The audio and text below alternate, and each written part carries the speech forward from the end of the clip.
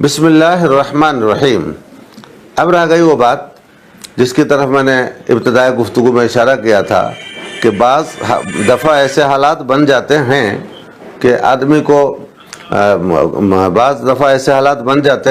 انسان بیوی کو ستاتا ہے، پریشان کرتا ہے،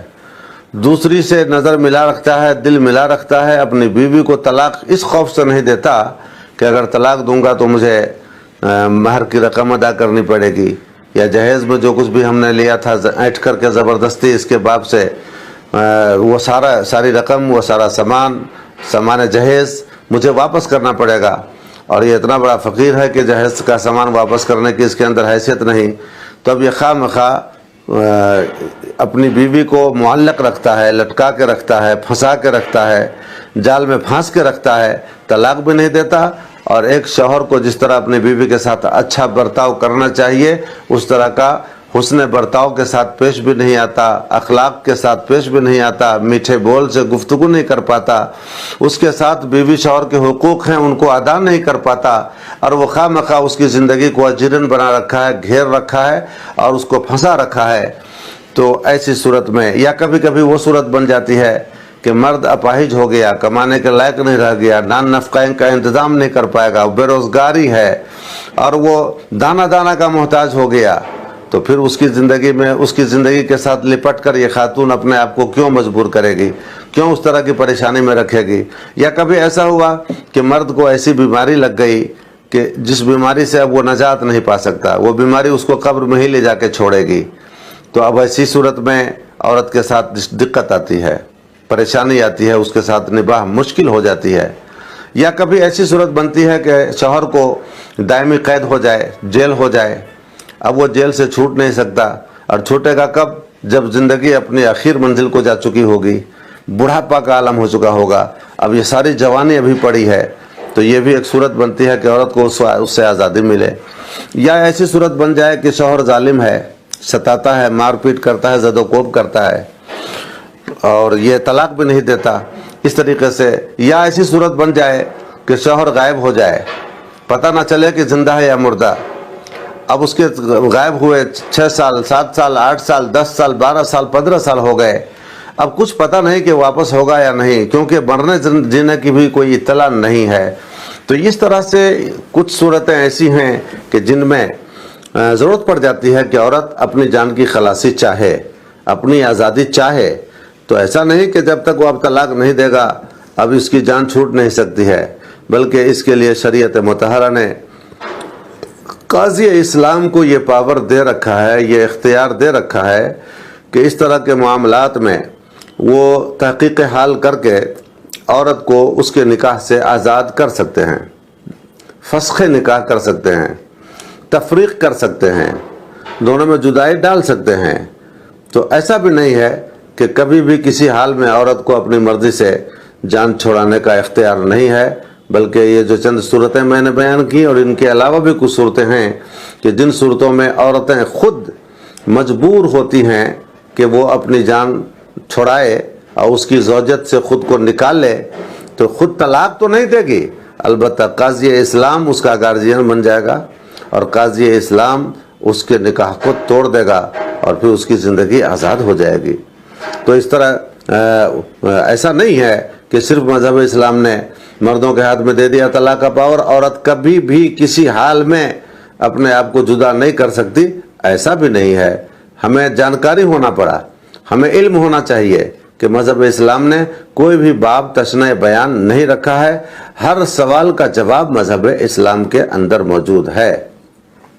تو عورتوں کو بھی اپنی جان چھڑانے کا راستہ موجود ہے، اگر اس طریقے سے وہ آئے گی تو یقیناً اس کو بھی جان چھوڑ سکتی ہے۔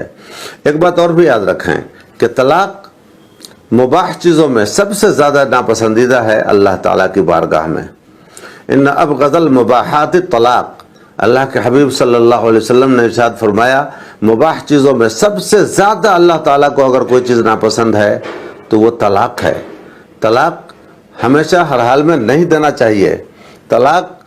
دینے کی مجبوری ایسی آ جائے کہ طلاق دیے بغیر چارہ کار نہیں، تب جا کر کے طلاق دینے کا پاور شریعت نے دیا ہے، طلاق دینے کی اجازت شریعت نے دیا ہے۔ تو ہمیشہ طلاق نہیں، آج افسوس کا مقام یہ ہے کہ ہمارے جوان بھائی لوگ، دوست احباب دیش بدیش چلے گئے، قطر، سعودی، دبئی، ملیشیا وغیرہ وغیرہ، اور وہیں سے طلاق دے دیتے ہیں۔ وہیں سے طلاق دینے کا باعث اور علت اور وجہ کیا بنتی ہے؟ عموماً بدگمانیاں۔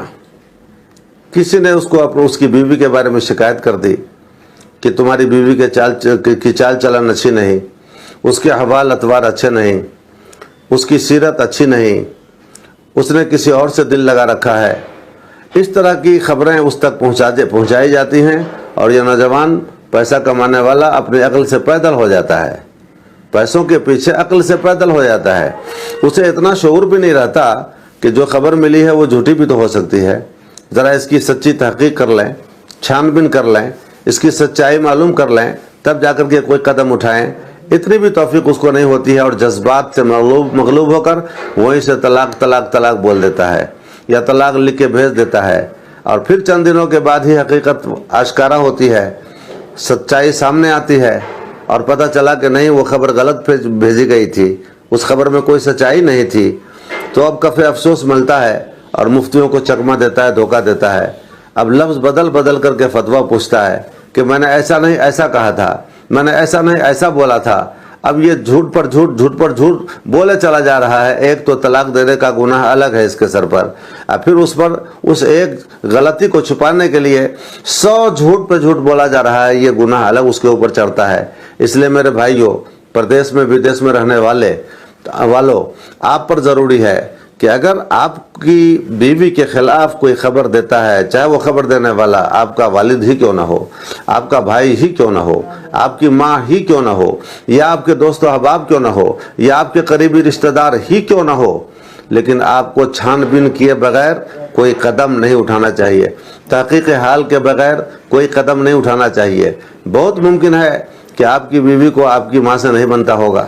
آپ کی بیوی کو آپ کے والد سے نہیں بنتا ہوگا، بہت ممکن ہے کہ آپ کی بیوی کو آپ کی بہن سے، آپ کے بھائیوں سے نہیں بنتا ہوگا۔ اس نا اتفاقی کی بنیاد پر بھی ایسی خبر پہنچائی جا سکتی ہے، چونکہ یہ سب بھی ناقصات العقل ہوتی ہیں، تو اس بنیاد پر بھی آپ تک وہ خبر پہنچائی جا سکتی ہے۔ تو آپ کی ذمہ داری ہے کہ ماں کا احترام بھی ملحوظ رکھیں، اور بیوی کے حقوق کو بھی ملحوظ رکھیں۔ ایسا نہیں کہ ماں نے کہہ دیا تو اس کو جبریل امین کی جانب سے وہی سمجھ لے، جبریل امین کو وہی لانے والا سمجھ لیجئے، اور یہ منزل من السماء خبر سمجھ لیجئے، معاذ اللہ رب العالمین۔ بلکہ اس کی چھان بین بھی ضروری ہے، کبھی کبھی غلط فہمیاں بھی ہو جاتی ہیں۔ اب مثال کے طور پر آپ کا کوئی رشتہ دار، آپ کی بیوی کا کوئی رشتہ دار آپ کے گھر پہ آیا، چند منٹ اس سے بات کر لی، آپ کی ماں کو پتہ نہیں، آپ کے ابا کو پتہ نہیں، آپ کے بھائی کو پتہ نہیں کہ یہ کون ہے، اور وہ ملاقات کر کے چلا بھی گیا۔ ابھی اس کے دل میں شیطان آنے لگا کہ یہ آنے والا کون تھا، کیسا تھا، کون تھا، میں نے پہچانا نہیں، ہم نے پہچانا نہیں۔ اب وہ شک شبہ کی بنیاد پر آپ کے پاس غلط خبر پہنچا دی، تو آپ کا دل اب وہاں ٹوٹ گیا، اور آپ جذبات میں آئے، اور آپ نے تڑاطڑ طلاق ٹھوک دیا۔ تو اس طرح سے آپ کا گھر دیکھتے دیکھتے برباد ہو جاتا ہے۔ لہذا کسی بھی معاملے میں سنجیدگی سے جب تک آپ نہیں سوچیں گے، آپ صحیح فیصلے تک نہیں پہنچ پائیں گے۔